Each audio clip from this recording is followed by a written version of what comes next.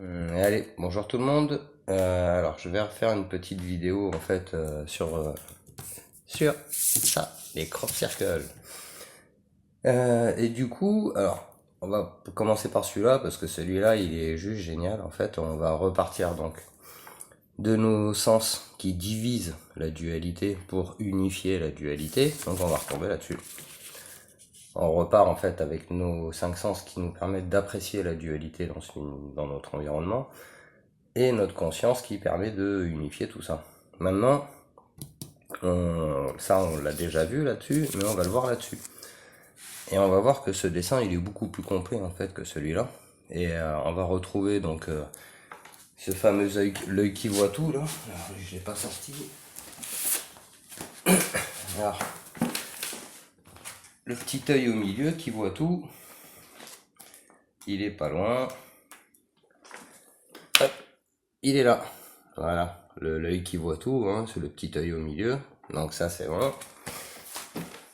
Ce petit œil au milieu, donc qui considère le tout. Donc on a la division de la dualité, l'unification de la dualité.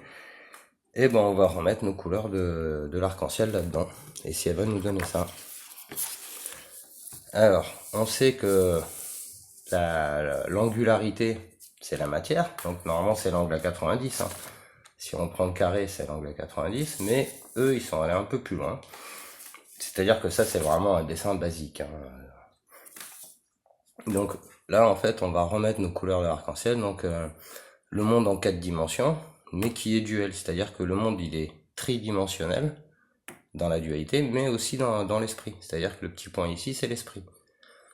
On va retrouver notre division pour aller unifier après tout ça. Et donc on va remettre nos couleurs à arc-en-ciel. Ce qui est intéressant, c'est que quand on regarde ici, la couleur rouge et orange, le rouge et l'orange sont dans le carré, ils sont dans la matière. Donc le jaune, c'est celui qui est en dehors. C'est pour ça que le jaune, en fait, il est pas marqué en bas, en fait. Donc ça vient 4 dimensions, 4 dimensions, 4 dimensions. Il faut savoir, c'est que 4 plus 4 plus 4, ça fait 12. Et donc, qu'est-ce qu'on va chercher, nous? On va chercher le 13. Et pour trouver le 13, on sait qu'il fallait faire l'arc-en-ciel pour mélanger les couleurs et obtenir le rose. Mais on a vu aussi que c'était un peu plus compliqué que ça. Parce qu'en fait, si on reprend ça, la conscience, le niveau de conscience qui permet de voir les obélisques dans le bon sens, en fait, ça nous fait un aller et après un retour vers la matière. Et cet aller-retour, on va le retrouver là-dedans. L'aller-retour, donc le cheminement, on va le retrouver ici, ça c'est l'aller, et là on va retrouver le retour. Alors du coup, on va remettre encore une fois les couleurs de l'arc-en-ciel, et ça va nous donner ça.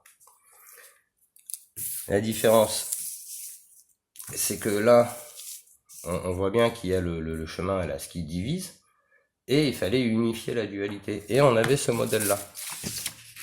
Donc là, on a l'aller-retour avec le violet, etc. Et ben on recommence le même truc.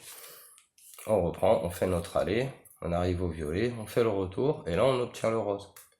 Alors, j'avais fait celui-là au début, parce qu'effectivement, l'angularité c'est la matière, et l'arrondi, le rayonnement c'est le rose, c'est l'esprit.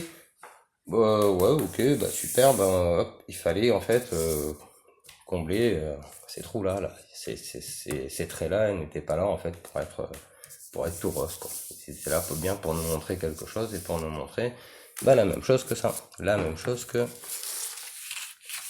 ça. Allez, retour. Mais d'une manière un peu plus sachante.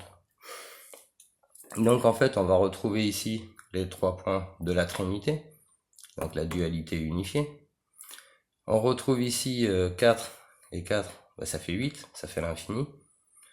Là on retrouve 4 plus 4 plus 4, donc le 12 qui nous amène au 13, donc le 13, hein, on voit bien que c'est par là-haut. Hein. D'ailleurs on va le retrouver ici. Si on reprend notre truc là, on va retrouver ici 9 points, et 9 points de chaque côté, donc c'est bien les 9 chakras qui amènent à l'éveil. Maintenant, ce petit point au-dessus, il est intéressant, il mériterait réflexion. Maintenant, ces crop circles sont toujours affichés sur un plan, c'est-à-dire sur une grille, et cette grille de lecture, en fait, c'est les traits qui sont là. Vous verrez toujours que les crop circles, ils sont jamais orientés n'importe comment par rapport à ces traits. Ces traits-là, symbolisent la dualité, la continuité dans la dualité. Et en fait, la dualité, elle est bien marquée à droite, et elle sort au milieu. C'est-à-dire que le but du jeu, c'est pas d'être complètement à gauche, mais on sait que c'est d'être dans la voie du milieu. Donc ils vont pas mettre les traits là-bas, mais bien que des fois ça arrive. Le décodage des crop circles, ça demande quand même un certain bagage. Et surtout quand on voit ça. Hein. Quand on voit ça, on se rend compte tout de suite que bah, les mecs, c'est pas de la rigolade. Hein. C'est vraiment pas de la rigolade. Ici, on pourrait en bas afficher la dualité, hein, en blanc et en noir. Blanc, noir, et après c'est parti, quoi. Maintenant, oui, une fois qu'on a vu tout ça, ça revient en fait en bas, bah voilà, c'est toujours le compas et l'équerre. Et ça change pas, quoi. Donc dans ce 3x4 12, en 3x4 12, on va aussi pouvoir y faire ça. C'est-à-dire que si je prends une pyramide, alors, et que je la fais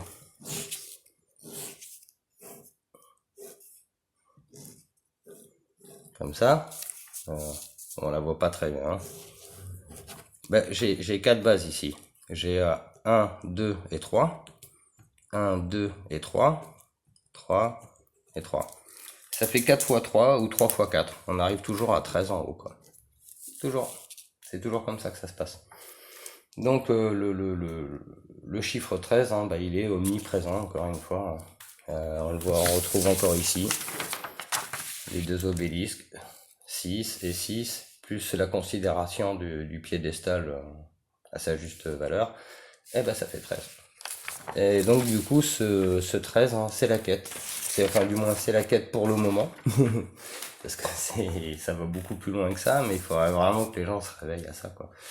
Un autre petit truc aussi assez sympa, c'est que si on prend dans les formes elles-mêmes, pures, on va prendre cette pyramide là. Vous voyez que la pyramide, si je la regarde du dessus, voyez, là je la regarde du dessus, on va voir les 4 points. Donc c'est bien la vision des 4 dimensions. Mais si on la met à l'envers, et ben ça se met à briller, et puis on voit plus rien. Ça s'appelle l'unicité, c'est-à-dire tout est centré. Là, c'est-à-dire quand on regarde du bas, la pyramide par le dessous, et on est complètement ébloui, ça brille, on voit pas du tout qu'il y a 4 dimensions. C'est même un peu perturbant, on va dire, alors que si on la retourne et qu'on regarde ici, bah c'est très clair, très net, et on voit ça très bien. Vous pouvez aussi le retrouver là-dedans, dans ce fameux cube là, ce fameux cube que si on le regarde de face, bah, on voit très clair, très nettement, mais il faut le regarder comme ça pour découvrir ce fameux, le Métatron, là, enfin le cube dans le cube, et là on va retrouver la dualité, là, il y a tout un tas de choses à voir le dedans qui sont vraiment génialissimes et qui nous disent clairement la réalité de notre environnement. C'est-à-dire que si je prends ça, ou si je le retourne, vous voyez bien que ça fait pas la même chose, quoi, hein, au niveau visibilité. Ben ça, là on est dans le concret, on est dans des choses factuelles, et dont les anciens se sont servis pour nous expliquer tout ça. Donc vraiment il faudrait reconsidérer les crop circles, la géométrie, ce qui est gravé, sculpté, les anciennes, ce que les anciens nous ont laissé comme traces sur Terre, parce que sinon on n'est pas prêt de s'en sortir.